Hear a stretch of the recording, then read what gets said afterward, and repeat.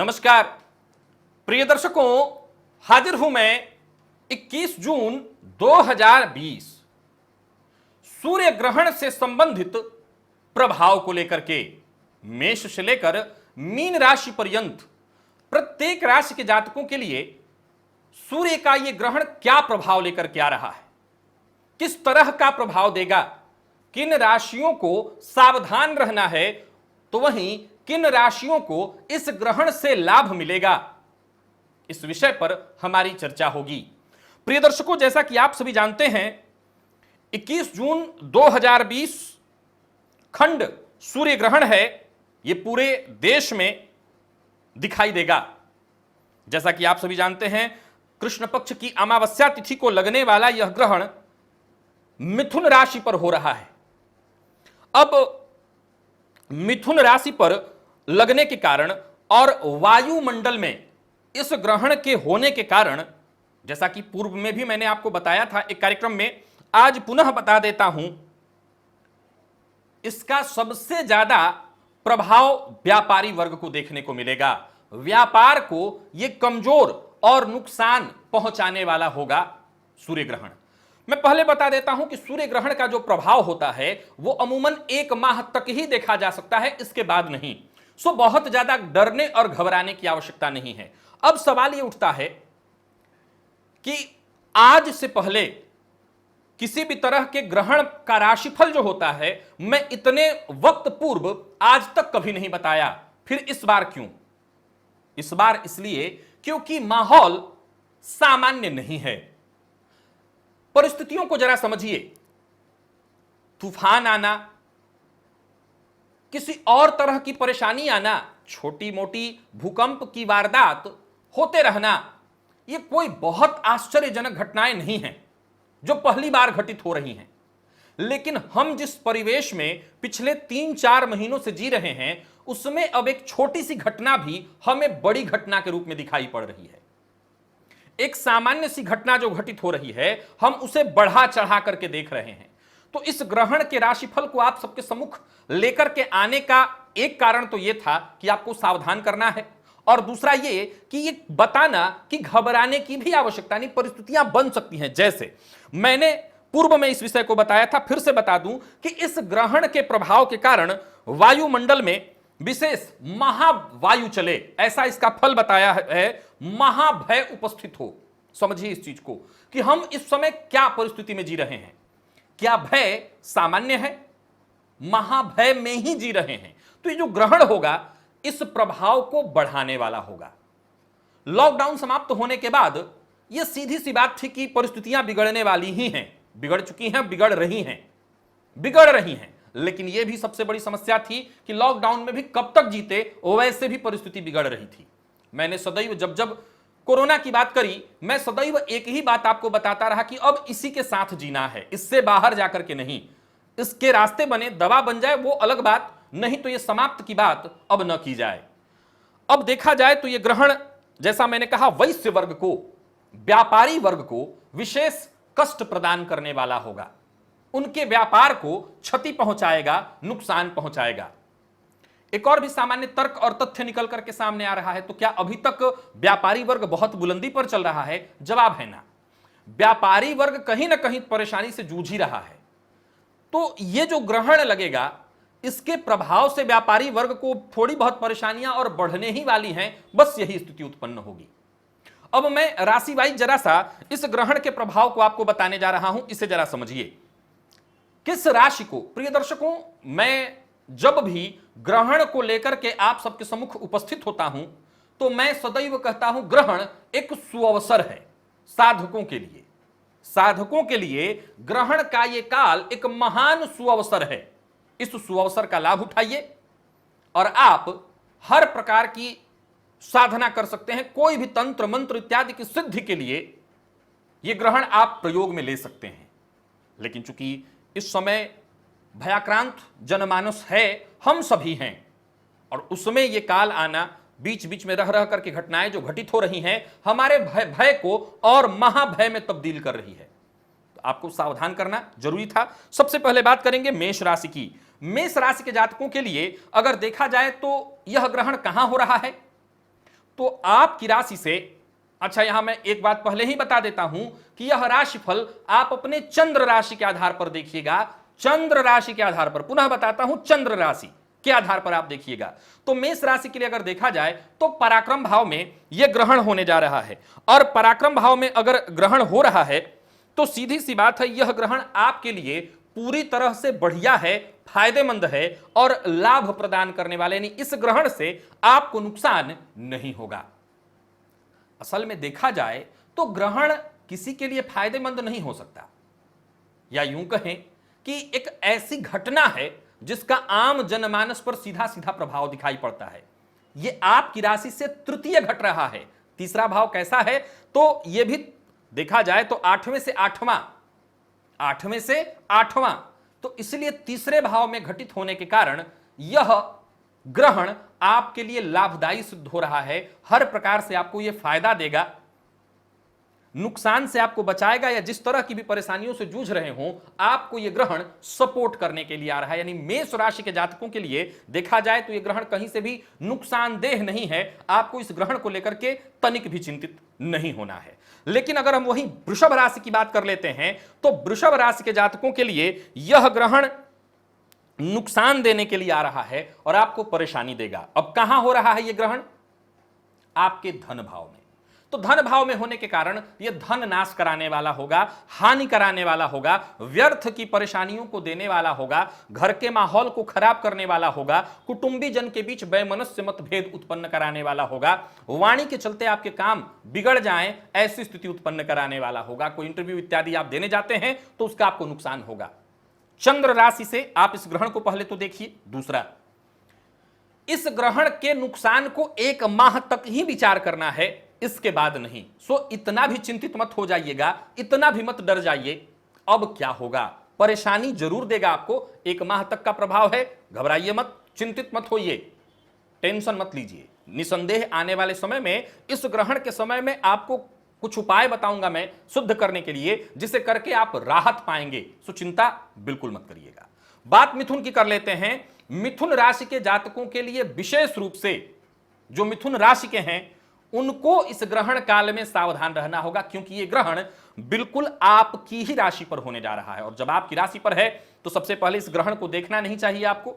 घर के अंदर रहिए, बिल्कुल मत देखिए। दूसरा, यह ग्रहण आपके व्यक्तित्व में होने के कारण घात, तरह तरह की परेशानी, सेहत से संबंधित परेशानी, कार्य क्षेत्र से लेकर के हर प्रकार से, घर के माहौल से लेकर के हर प्रकार से यह ग्रहण आपके लिए परेशानी उत्पन्न करके लाएगा। चोट चपेट की कोई दुर्घटना हो या कोई और परेशानी आ जाए जिससे सेहत आपका खराब हो जाए, मिला जुला करके एक लाइन में कहूंगा, यह ग्रहण चहुं ओर से आपको परेशानी में डालेगा। सेहत पर विशेष रूप से आपके असर दे सकता है। तो मिथुन राशि को इस ग्रहण काल को लेकर के सावधान रहना है। अब जितनी मैंने बातें कही, एक बड़ा सामान्य विषय उत्पन्न हो जाता है कि आपको डरना चाहिए। सामान्यतया जरूर डरने वाली बात हो जाती है ये, लेकिन मैंने क्या कहा, ये जो ग्रहण का प्रभाव होता है ये अमूमन 1 माह के लिए होता है। 1 माह, ज्यादा से ज्यादा 1 माह का ही इसका मुख्य प्रभाव है, इसके बाद नहीं। तो चिंता ठीक है, सावधानी जरूरी है। सावधानी जरूरी है। अपनी सेहत में आप कतई कोई परेशानी देख रहे हैं, सतर्क हो जाइए, सावधान हो जाइए, डॉक्टरों के देखरेख में रहिए, सुरक्षित रहेंगे। यह सेहत पर असर करेगा, सो सुरक्षित रहना आपके लिए बेहद जरूरी है। और बात वहीं अगर हम कर्क राशि की कर लेते हैं तो कर्क राशि के जातकों के लिए भी यह गोचर परेशानी लेकर के आ रहा है। कहां लग रहा है? तो आपकी राशि से 12वें भाव में। 12वें भाव में होने के कारण यह गोचर, यह ग्रहण व्यय कारक होकर के आएगा। मैं समझता हूं कोई ज्यादा बड़ी परेशानी नहीं है। व्ययाधिक्य वैसे भी जीवन काल में होता रहता है। इस गोचर काल के, इस ग्रहण के गोचर काल के कारण व्ययाधिक्य हो, व्यय को लेकर के मन उद्विग्न हो, परेशानी हो, यात्रा इत्यादि की स्थिति उत्पन्न हो और वो यात्रा कष्टदायी हो, मन व्यथित हो, नाना प्रकार की पीड़ा, चिंता, व्यथा, नींद से संबंधित परेशानी इत्यादि उत्पन्न होना इस ग्रहण के कारण देखा जा सकेगा। याद रखिएगा, कर्क राशि के लिए, यह राशि के लिए है, लग्न के लिए नहीं। राशि के लिए तो अपनी राशि को देखते नहीं, चंद्रमा से। तो कर्क राशि के जातकों के लिए यह ग्रहण काल जो है व्ययाधिक्य की स्थिति और नाना प्रकार की परिस्थितियां जो अभी मैंने बताई लेकर के आ रहा है। आपको सावधान रहना है, कोई भी गैर कानूनी काम ऐसा न करिए जिससे आप फंस जाएं, क्योंकि अगर ऐसा होता है तो परेशानी बढ़ेगी। तो आपको इस मामले में सावधान रहना है। और सिंह की अगर हम बात कर लेते हैं तो सिंह राशि के जातकों के लिए यह ग्रहण काल लाभदायी है, आपको इससे कोई दिक्कत नहीं।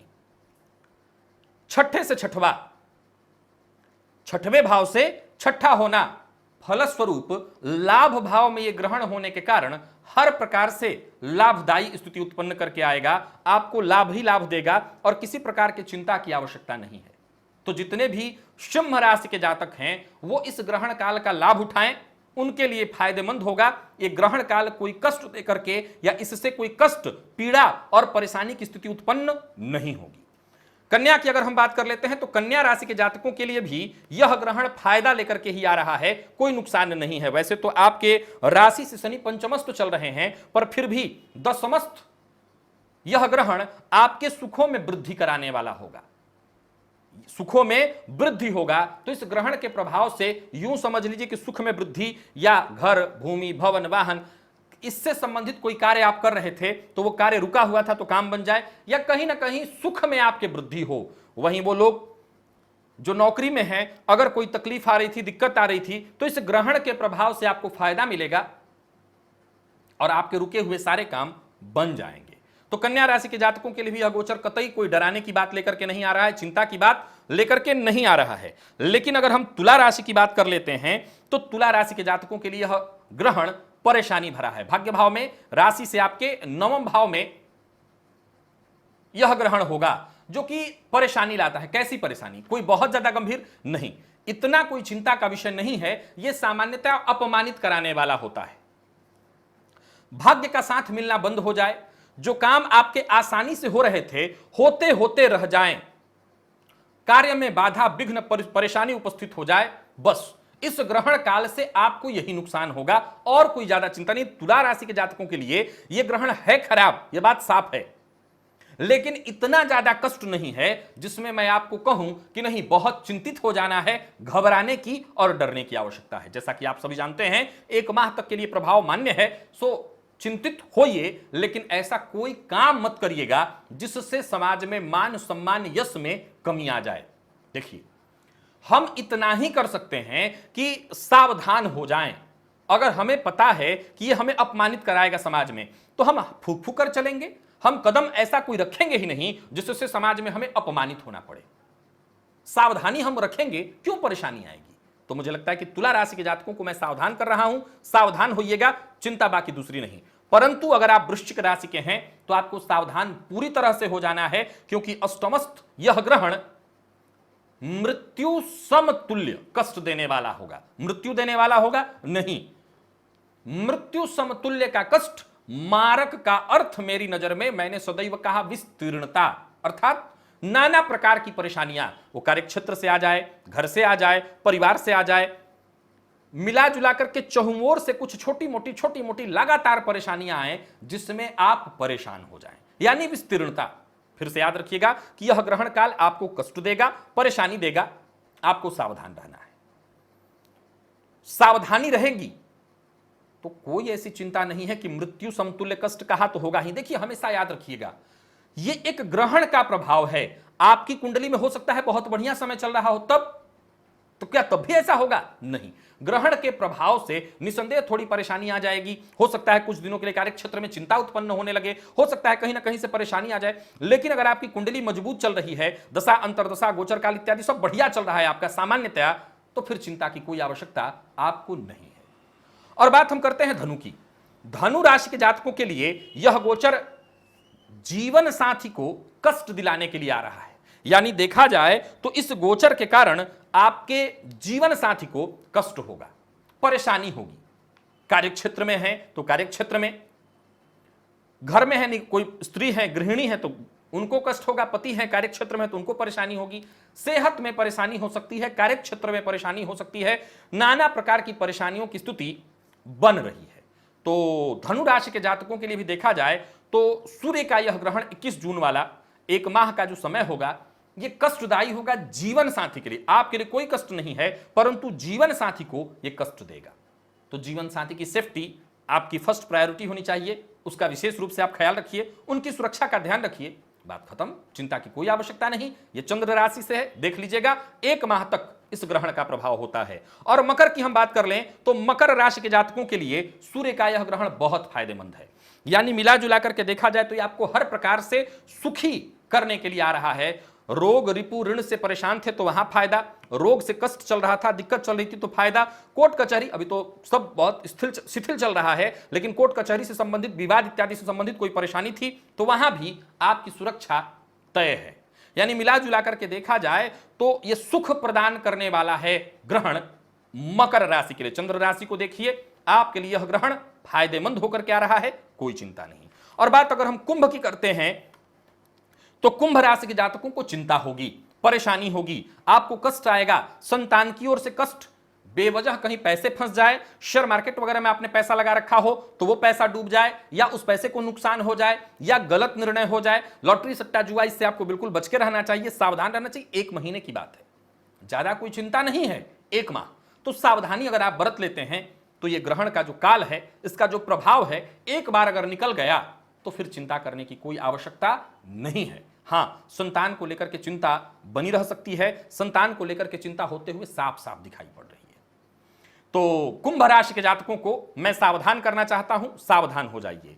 और बात मीन की अगर हम कर लें तो मीन राशि के जातकों के लिए यह ग्रहण व्यथा, घर का माहौल खराब, परेशानी, घर में ही मतभेद, मां की सेहत खराब होने लगना, घर में कोई और सदस्य है उसकी सेहत खराब होना, घर का माहौल खराब कराने के लिए ले आएगा। आप जनता में, समाज में प्रसिद्ध हैं तो वहां पर बदनामी करा देगा।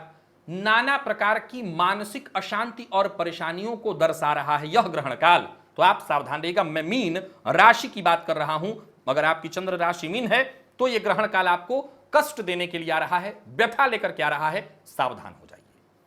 प्रिय दर्शकों, 12 राशियों के बारे में मैंने आपको बता दिया। अब जरा एक और बात समझिए। जैसा मैंने कहा कि ग्रहण का ये जो काल है एक सुअवसर है, इस सुअवसर का हमें लाभ लेना होता है, इस सुअवसर का हमें लाभ लेना होता है।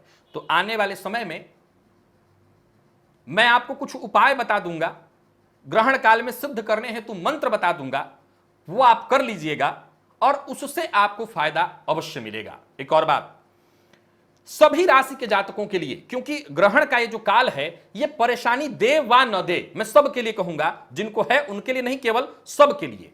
ग्रहण काल से आपको नुकसान न हो, इसके लिए एक ही छोटी सी बात आपको बताना चाहता हूं, बस छोटी सी बात, सामान्य सी बात है, समझ लीजिए। विशेष कोई कष्ट ना हो इसके लिए महामृत्युंजय मंत्र का जप कर लेना सबसे ज्यादा फायदेमंद सिद्ध होता हुआ देखा गया है। तो एक सामान्य सी बात है कि आप अपनी क्षमतानुसार महामृत्युंजय मंत्र का जप कर लीजिए। कैसे करें? मेरे हिसाब से 11 माला अगर महामृत्युंजय मंत्र का जप कर लिया जाए तो ग्रहण काल से उपस्थित जो भी परेशानी होती है वो समाप्त हो जाती है। विशेषकर वृश्चिक राशि को मैं अवश्य कहूंगा कि आपको करना चाहिए। तो मैं एक छोटी सी बात कहूंगा कि एक दिन में 11 माला शायद दिक्कत हो, प्रतिदिन एक एक माला के हिसाब से 11 दिन में आप 11 माला महामृत्युंजय मंत्र का बड़ी आसानी से कर सकते हैं। तो आप 11 माला अगर महामृत्युंजय मंत्र का जप कर लें तो किसी प्रकार की कोई चिंता, व्यथा, परेशानी नहीं रहेगी। अब मैंने वैसे तो सभी राशियों के लिए कहा, लेकिन अगर मेष राशि, सिंह राशि, कन्या राशि और मकर राशि के जातक चाहते हैं कि हम तो ठीक है ना करें तो भी कोई बात नहीं, लेकिन मैंने जैसा कहा ग्रहण का ये काल जो होता है ये विकल्प से आपको अच्छा फल दे रहा है, विकल्प से, सो आप कर लेंगे तो कोई बुराई नहीं। वैसे कोई साधना जो इस ग्रहण काल में सिद्ध करनी हो वो मैं आगे आपको पुनः बताऊंगा, उस साधना को आप अवश्य करिएगा।